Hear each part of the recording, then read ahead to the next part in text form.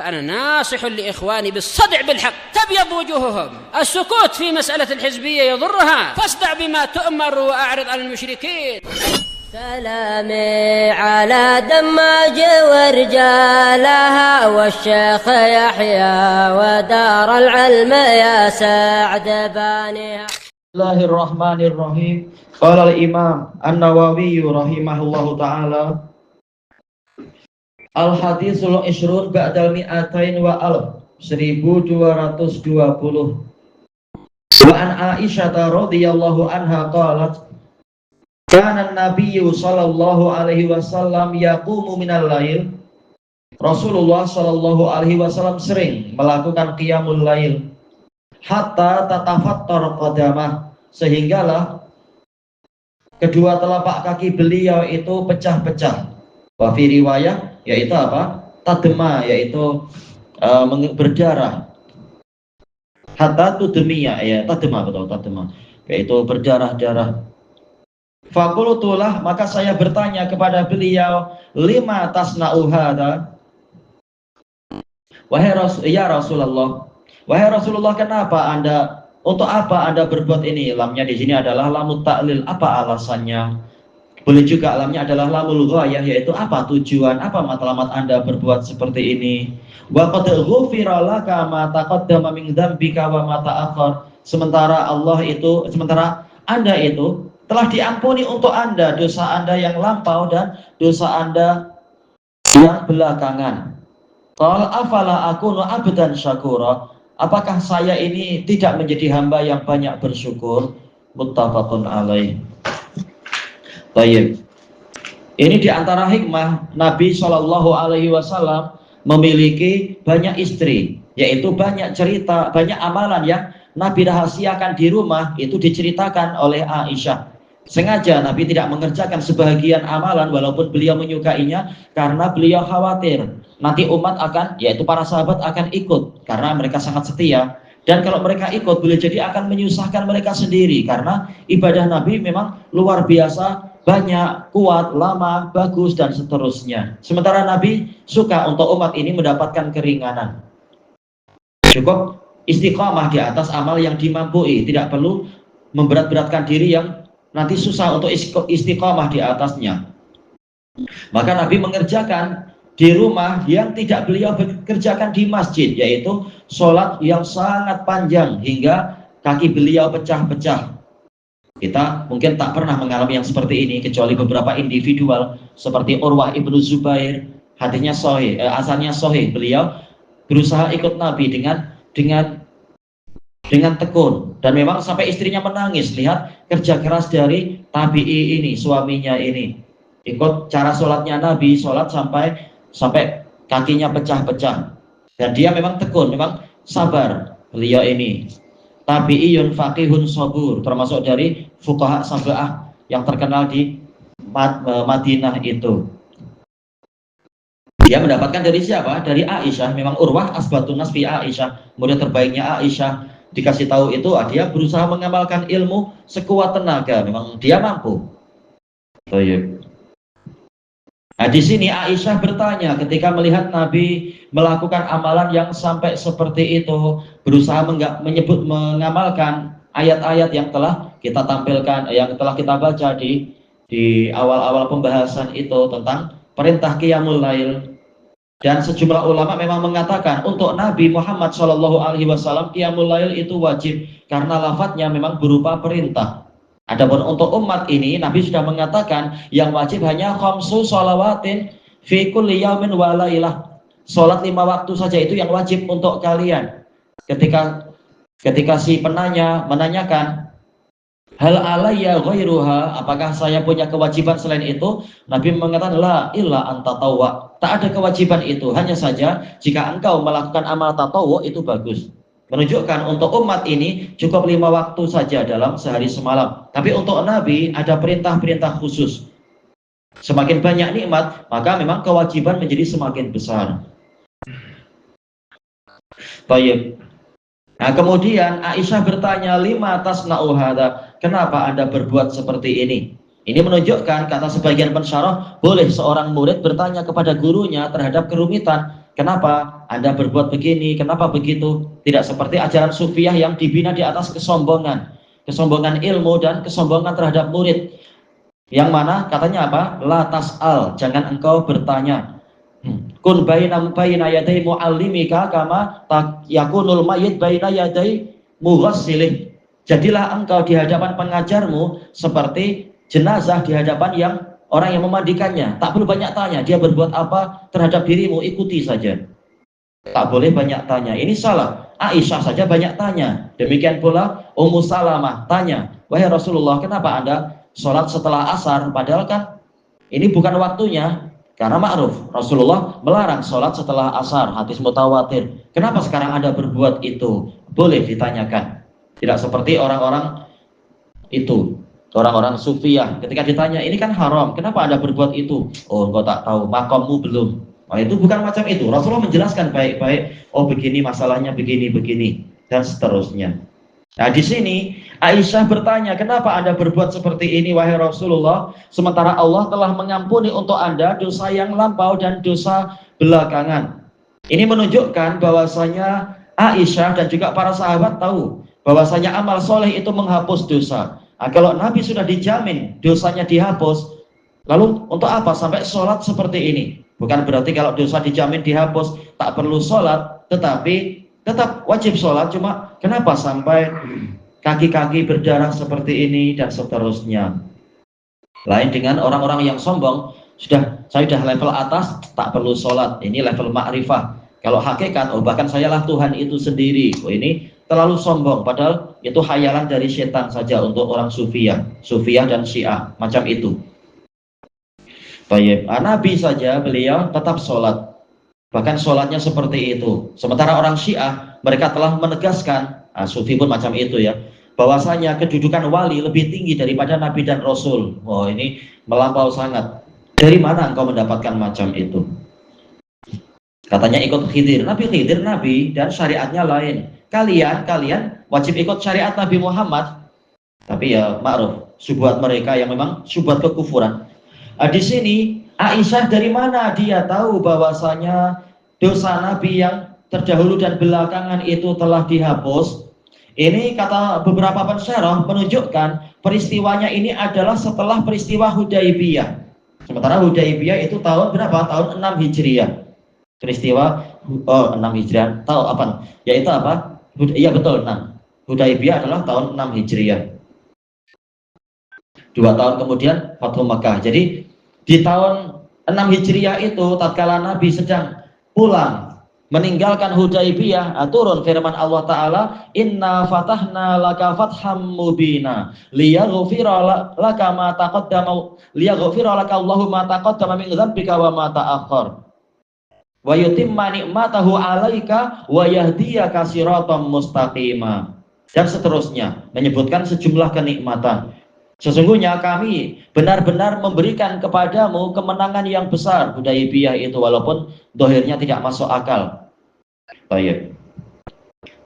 Untuk yaitu agar kami mengampuni untukmu dosamu yang telah lampau dan dosa belakangan. Baik.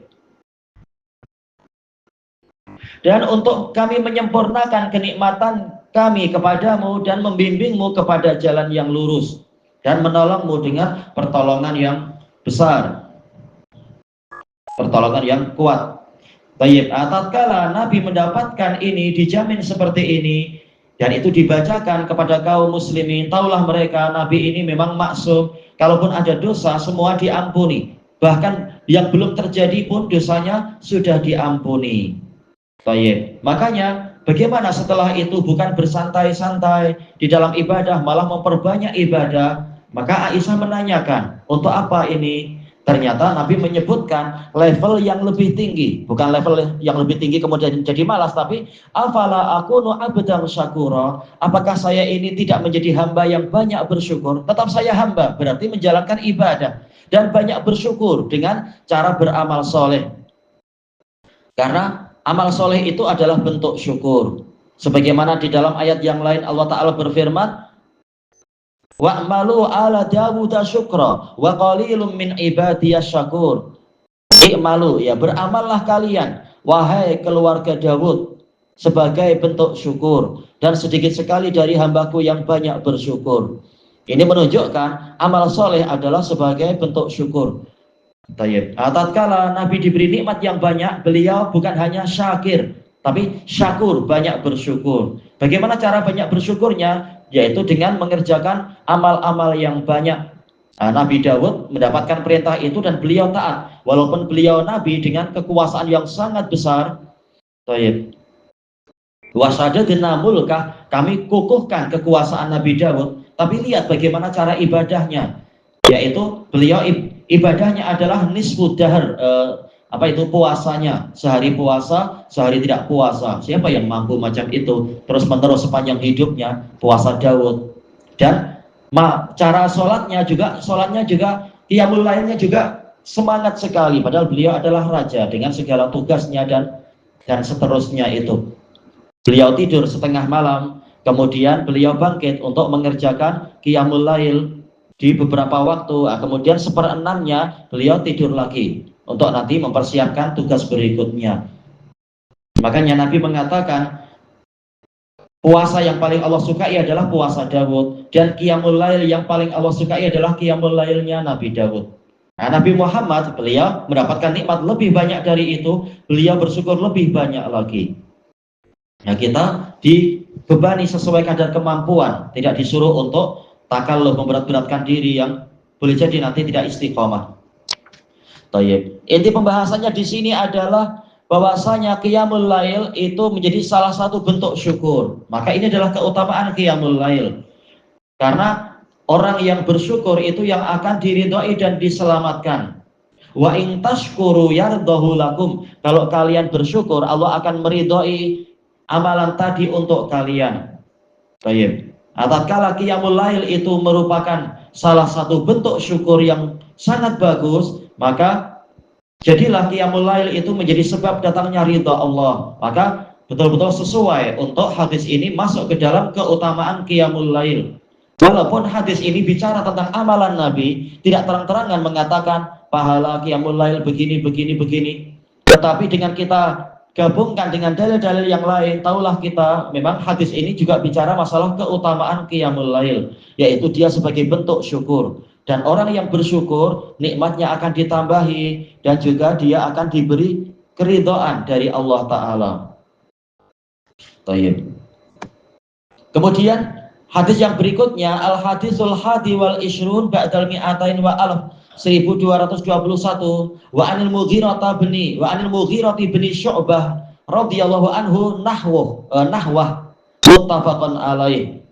Al-Mughirah bin Syu'bah juga meriwayatkan seperti itu.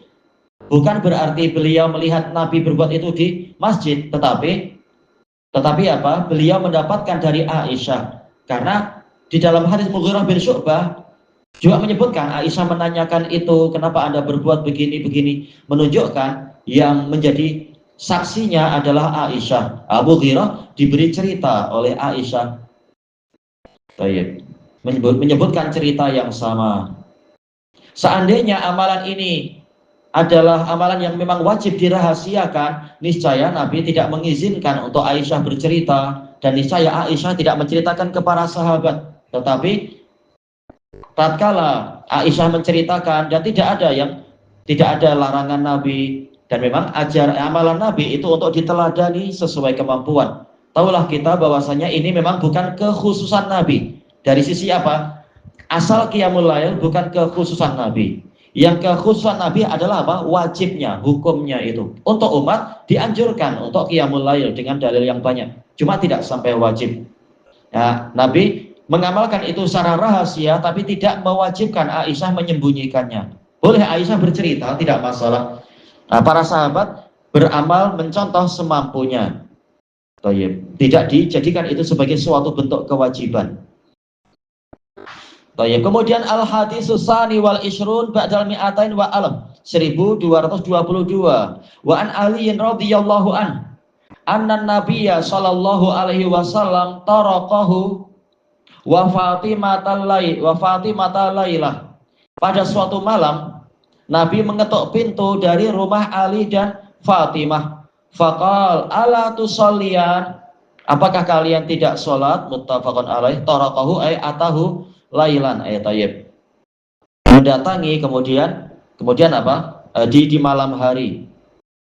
Apakah Nabi masuk bilik? Tidak sampai masuk. Buktinya apa? Kelengkapan hadisnya, Aisyah mengatakan, wahai Rasulullah, sesungguhnya jiwa kami ada di tangan Allah. Kalau Allah menghendaki kami bangun, kami bangun. Kalau Allah menghendaki kami tidak bangun, kami tidak bangun. Nah, ini namanya sedang proses belajar, kadang membantah macam itu. Maka Ali mengatakan, aku mendengar di balik pintu itu Rasulullah memukul paha beliau sendiri sambil membacakan firman Allah Ta'ala, wa kanal insanu aktsara syai'in jadala. Manusia itu memang banyak mendebat. Kemudian Nabi pergi. Bukan berarti kemudian Ali malas-malasan. Setelah Ali mendengar itu, maka Ali rajin qiyamul lail. Bahkan apabila beliau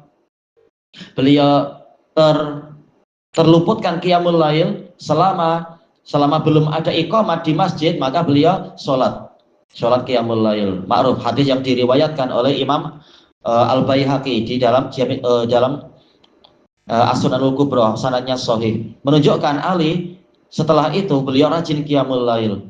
Tatkala mendapatkan kritikan dari Nabi dengan membacakan ayat dalam Al-Kahfi itu, maka Ali setelah itu rajin qiyamul lail. Ini menunjukkan, kata para pensyarah, boleh untuk mertua itu memberikan nasihat, memberikan bimbingan kebaikan kepada menantu, sebagaimana memberikan bimbingan kepada yang lain-lain. Tetap amar ma'ruf nahi mungkar dilaksanakan walaupun orangnya sudah balik. Jadi amar ma'ruf nahi mungkar bukan hanya untuk anak kecil, orang besar juga perlu dibimbing, perlu dinasihati, perlu dikritik kalau perlu dikritik dan seterusnya.